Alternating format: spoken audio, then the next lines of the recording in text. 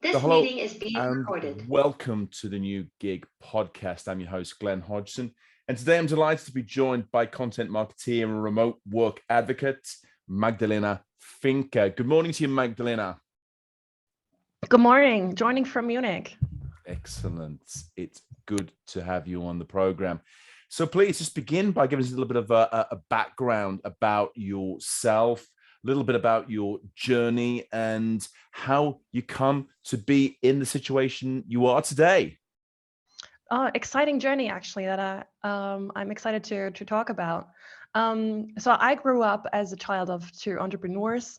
They both worked in the field of marketing and sales and have a history of owning agencies. And I just grew up in that field of marketing and working with clients. And instead of like telling my parents how my school day was, we just talked about client projects at the dinner table, So I grew up in the entire field of marketing and owning an agency. So when I was around 14, 15, I started building websites for my parents, work freelance for them. And I also run an Instagram account when Instagram was still like non-algorithm based, I'd say, when it was still a photo sharing app. I had a food blog there and gained a bunch of thousands of followers. So I got into this whole idea of what marketing online looks like. And when I finished school, I was asking myself the question, hey, what do I even want to do? Like, what is my goal? And I went abroad for some time and did some super fun and exciting things that had nothing to do with marketing. But I soon realized that I wasn't really growing as a person. So I wanted to study something. And then I went back to Berlin, where my family comes from.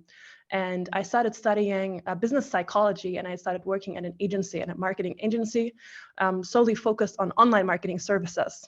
And within that time, I started noticing how much I was growing as a person and how much I was learning within the whole field of online marketing. And I found my own passion within funnel marketing and also within just using content as like the medium to transfer information and to maybe also guide prospects into making a decision. And that was really when I found that the whole agency field and working within a content marketing team was my thing. I stopped studying, actually. I didn't finish my studies because I was just so passionate about what I was doing every day. And that's pretty much where it all started. And through that path, I also got to be part of founding a SaaS company. And that's how I entered the whole field of content marketing and online marketing in SaaS. And along this journey, Magdalena, what would you say was the thoughts that from your side made you think, well, I don't like the traditional 9-to-5 structure. I want to find something that's more tailored to my needs, my wants, and my passions? Honestly, that has also been a journey itself. I first got to know like the whole idea of new work and remote work when COVID happened. So right before COVID got really bad and we all had to stay at home, the company that I was at, they decided to go remote first. So they gave us the option to work from home, but I was living right next to the office. So obviously I didn't work from home. I went to the office every day. And over time though, when COVID got worse, I realized how, yes, I had to stay at home and work from home, but also what flexibility it gave me. So I was able to structure my day according to my needs. Like I could go to the grocery store whenever I wanted to.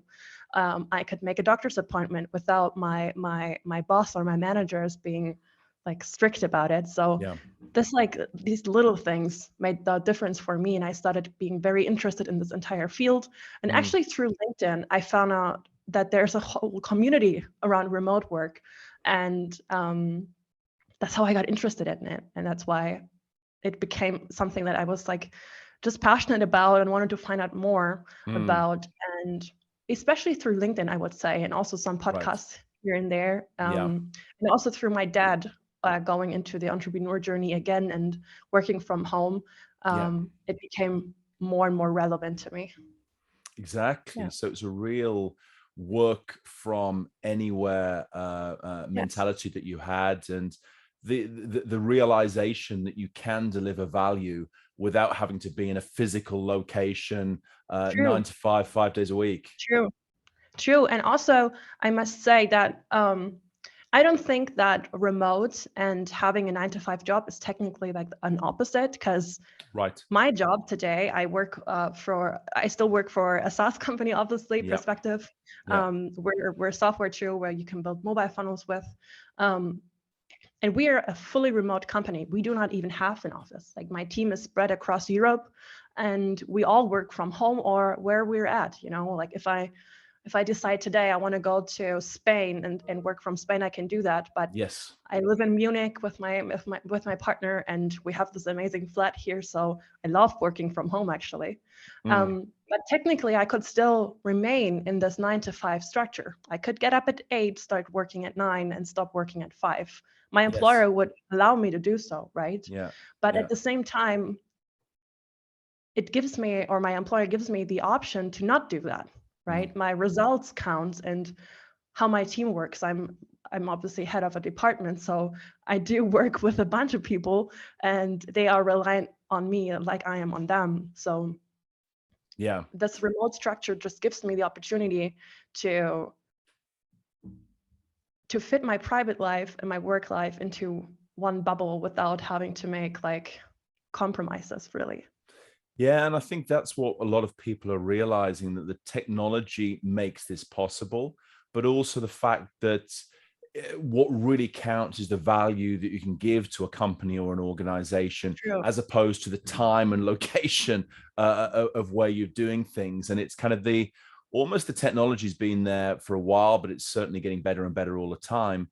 And it's more the mindset of co-workers and business leaders that have to sort of catch up with the new reality more than anything else.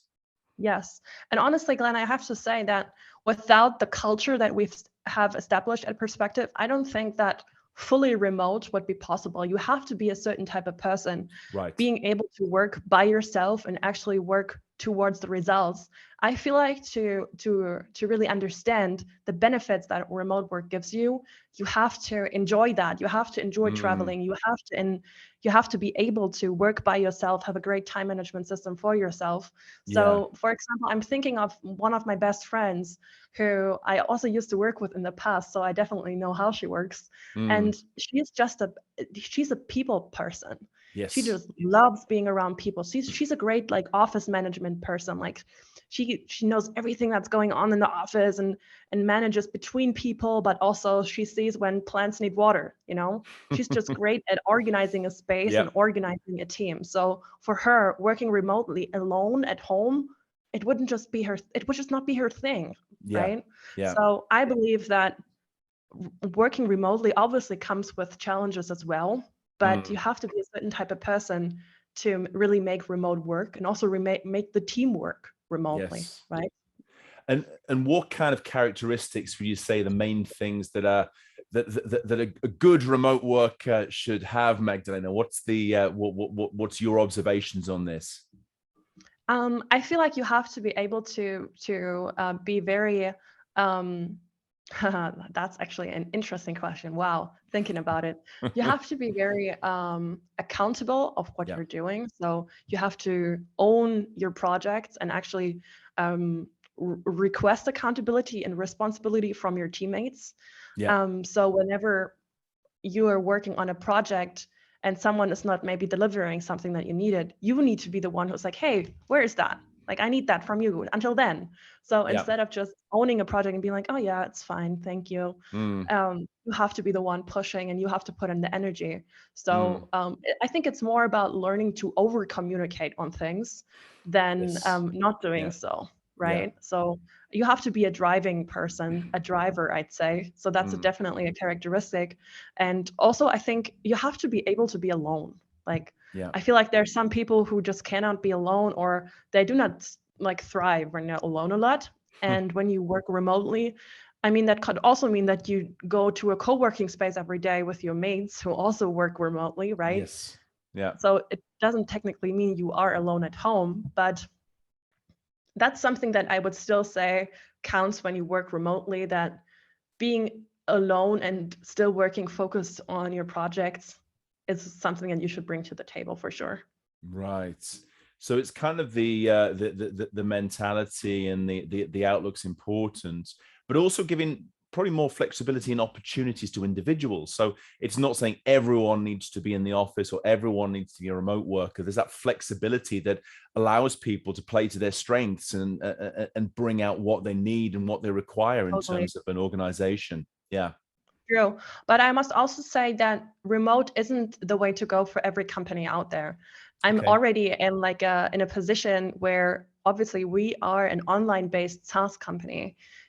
There doesn't have to be an office for all of us. But if Mm, I'm looking at other industries out there, like car dealerships, for example, yeah. like they cannot work remotely. Maybe they can offer options where people can work from home a couple of days out of the week, but depending on the positions and the industries that you're working in, remote is not the way to go. And I'm Mm, totally against like pushing this idea of like companies who are not offering remote positions are up for failure. I don't believe mm. in that type of mentality around Okay. remote work, but I believe that if you are in a position as a company, as an entrepreneur, to offer your employees remote work sometime, Mm, then do so, because that's definitely something that will pay into your employer branding and will also help you in recruiting a lot, yeah. definitely, because you're giving more flexibility and also giving more ownership to Yes. your employees, right? So recruiting Yeah. has definitely or will benefit from that, I believe. Mm.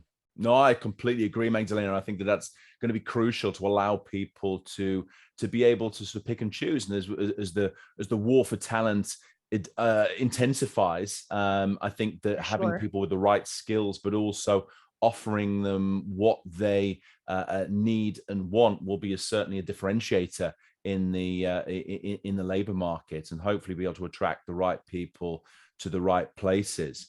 And how does Def- this work out in terms of going beyond remote work to freelancing as well? Because you can sort of Mhm. remote work, but we be employed on a traditional contract. But then Yes. taking it one step further to being a freelancer, where you have this sort of remote work element, but also you're looking after your own work, your own clients, working for looking for business, doing your own marketing, everything at the same time. Dare I say?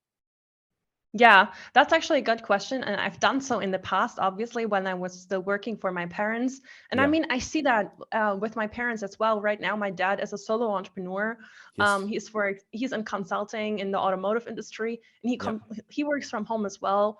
My mom also runs her business from home, both remotely, I would say. Mm, mm. And I think as this like a type of freelance work also comes with like the same attributes that you would have while you were employed at a company. I mean, for me, for example, it's a little bit different because obviously I have a whole team that I'm working with, Yeah. that I'm heading. Yeah. So I not only is my work focused on output, but it's also focused on teamwork and growing my team and also making my team happy. I want to Yeah. educate and develop, and Mm, I want them to be happy within their field. As a yeah. freelance person, I would probably not have these tasks to do, right? So I would rather be reliant on myself and be managing myself. Yeah. So I guess as a solo entrepreneur or as a freelancer, um, remote work comes with the challenge of connecting with people. So I think networking as a solo entrepreneur or as a freelancer is something that's very important to your business for growing, for making new contacts and just finding new clients as well. So being like active in your network comes with a challenge when you're only working remotely, and you have to go to events to like make that even, right? Make that Yeah. out. Yeah. So I guess that could be a challenge. And also, um, I mean, as a solo entrepreneur, you work on your own goals and your own projects. So I don't think that there's a lot of pressure, right? Yeah. So the pressure that you get is only the pressure that you make yourself. So handling that is something that I think I have a lot of respect for, and Mm. I think that's something that also comes with challenges for remote workers who are in the freelance field. Yeah, yeah, and brings that. And it's great that you highlight the example of your parents as well, because this kind of the media likes to focus on sort of the millennial Gen Z Mm, wave, but what we're seeing and what came out of our Future of Work 2022 study was the same thing as well. A lot more people in the older age groups are actually getting into remote work and yeah, freelancing consulting jobs as well. So it's this kind of false picture which is being created of the sector, and not really getting the full range, the full spectrum of individuals and I agree. expertise that have been brought out here. True. I actually do have a podcast with my dad as well. It's in German, and we're talking about topics from two different angles, because there's a 30-year age gap, right, between the two of us. And since he's a marketer as well, some topics automatically go into the field of marketing. So we actually just did a podcast episode on Gen X, Y, Z topics, because we both do not agree with like Gen Z and Gen Y and Gen X always being put into this one field of, oh, they don't want to work anymore. They only want to pursue their dreams. They are this and that. They are only on social media. You only get them on TikTok, you know, versus other generations not being talked about like that. And even people have come up where they call themselves Gen Z consultants. It's insane what's going on, and that's so wrong from like a marketing perspective, you know. It's insane. It's insane, like being out there as a consultant who pretty much says like a whole generation is a target group.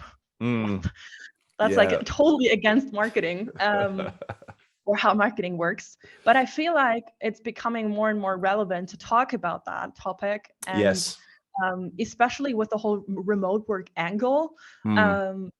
I feel like my generation is pretty much up to remote work more than I would say my parents' generation, for example, because it's just a new thing, right? It's just new. For me, for example, it's totally normal to switch my employer every couple of years.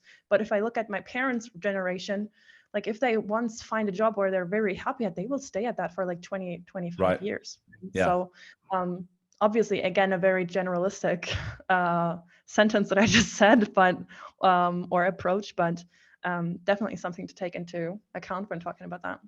Well, definitely. And I think that in the new age, the digital age as well, marketing, you know, personal branding and branding of sort of companies and organizations is more important than ever before, and different ways of doing it, exploiting all channels. And creating that sort of brand, and the personal brand, I guess, is an essential part of this, Magdalena. I truly agree, definitely. And I mean, you've seen it on my personal LinkedIn profile as well. I decided not to go with the round of being a solo entrepreneur and freelancer anymore. I wanted to stay employed because I just thrive working with teams and leading teams. That's like one of my true passions.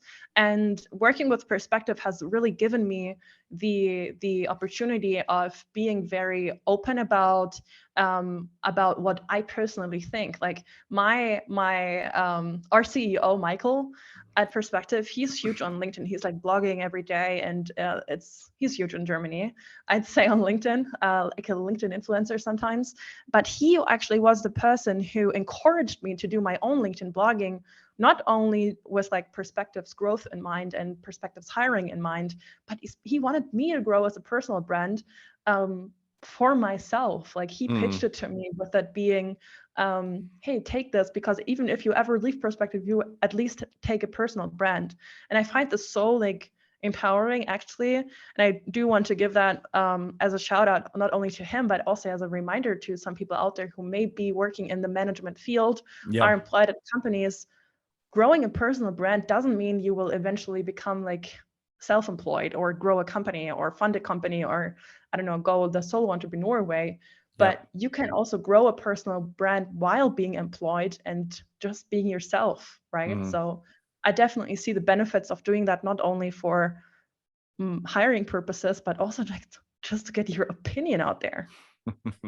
Absolutely. And I guess this draws the question about the education system that we have today, because it's very much focused towards the kind of harder skills, knowledge, learning, but the kind of the key elements of being able to thrive in the new normal, the new world of work, and the new environment requires sort of new skills, new ways of doing things, but also utilizing these new channels that aren't coming from the classroom. You have to sort of either do it yourself online, or find sort of a group of influencers who can sort of support you in that goal.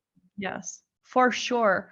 And I mean, Germany is, for example, a prime example as to having an outdated education system. Right. And I mean, I graduated with my high school diploma in 2017, Yep. and I never had like a lesson in school on programming or Right. Okay.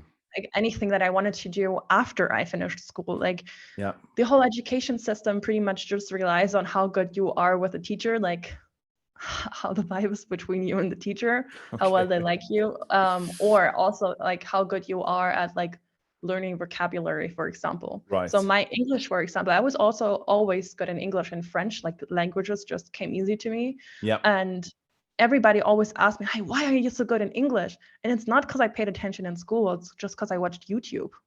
You know, I watched all my favorite beauty YouTubers apply Okay. eyeshadow and mascara, and I listened to them speak English all the time because Yeah. that was just how I grew up. That was when YouTube just became a thing, you know. And I also started learning more about business outside of school and also outside of Right. university.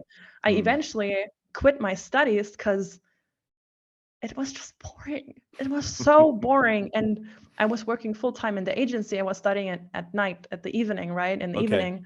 Yeah. And working full time just gave me so much experience. I learned so much in such a short time that my studies just couldn't keep up with that.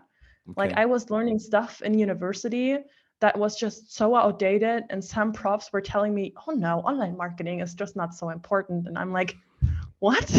Like that's my full-time business. That's my full-time job, and I just couldn't take it anymore, if I'm honest. Like Right. I knew my time Yeah. was better invested going into the workforce and into the industry itself than sitting in school and learning all day. And I don't believe that you need a degree to find your way and to make or to make your own dreams come true. Like you can learn everything online. And I see the same thing within my team at Perspective. Honestly, nobody has studied anything within my content team, also within our growth team. So that hasn't happened. But honestly, like I also see the total opposite with other people making different careers in the entire industry of let's say business, online business and online marketing. Like for example, my partner started studying business information systems, something like that. So it's like a combination of business and programming, and it's such a nice, such a nice field. It opens everything up for him wherever he wants to go, wherever he wants to take his career. So I do see both paths, but I also see how like school and university for me personally didn't do anything. Yes, it's the open and almost the self-reliance that you as an individual can't just rely on sort of the traditional routes and channels, be it sort of school, education system, university. You actually have to sort of bring in inputs from a sort of a broader network of sources to be able to thrive. Yeah, and honestly, like I don't even think there has to be like this huge change and everything is so bad and we have to make it so much better. I don't believe in that, but I believe in opening possibilities of or new possibilities of learning to people. So making like tablets and laptops available at school. I think there's already a huge change coming, but honestly, like smartphones were forbidden at my school. Like you couldn't even take it to school, and if it was seen, it was taken away, and you can get it like a week later. So like everything with like my whole access to the world that we're living in now was taken away when I brought it to school, you know? Yeah. And but I also already see this like with my cousins, they're a little bit younger than I am and they're still in school. So they are already going to school with a tablet. So it's coming. So the change is made. But there I also see a lot of responsibility with the parents, honestly, and opening up new ideas and new options to learn for their kids.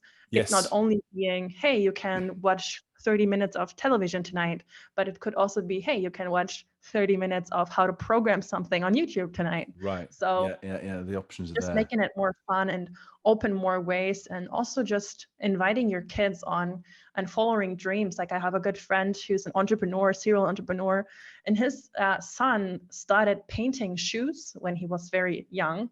So instead of being like, oh, don't paint shoes, like what the heck is that going to do for your life, he actually invested into his son's business. Like they created a whole website for him to do customized shoes for other people. Yeah. And I have 3 pairs.